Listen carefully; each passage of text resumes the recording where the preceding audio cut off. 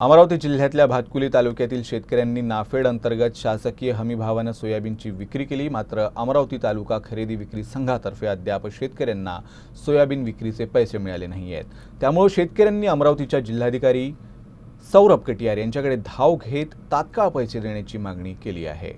अमरावती खरेदी विक्री संघाच्या अनागोंदी कारभारामुळे शेतकऱ्यांना पैसे देण्यासाठी विलंब होत असल्याने शेतकऱ्यांनी संताप व्यक्त केला आहे।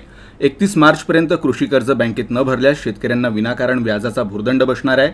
त्यामुळे तातडीने शेतकऱ्यांना नाफेड विक्रीचे सोयाबीनचे पैसे द्यावे अशी मागणी ठाकरे गटाचे अमरावती जिल्हा प्रमुख पराग गुडधे यांनी केली आहे।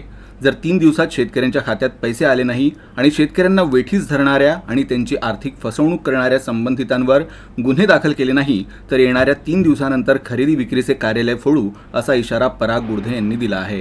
जे कर्ज आहे, पीक कर्ज आहे, ती 31 मार्चची शेवटची तारीख आहे आणि त्यांना ते चुकारे कसे मिळतील याकरिता आम्ही आज शिवसेनेच्या वतीनं या ठिकाणी जिल्हाधिकारी साहेबांना निवेदन देण्यात आलं आणि त्यांच्याकडे आमची ही मागणी आहे की एकतर तुम्ही त्या संस्थेवर कारवाई करा किंवा विनाविलंब शेतकऱ्यांना त्यांचे तत्काळ चुकारे करा।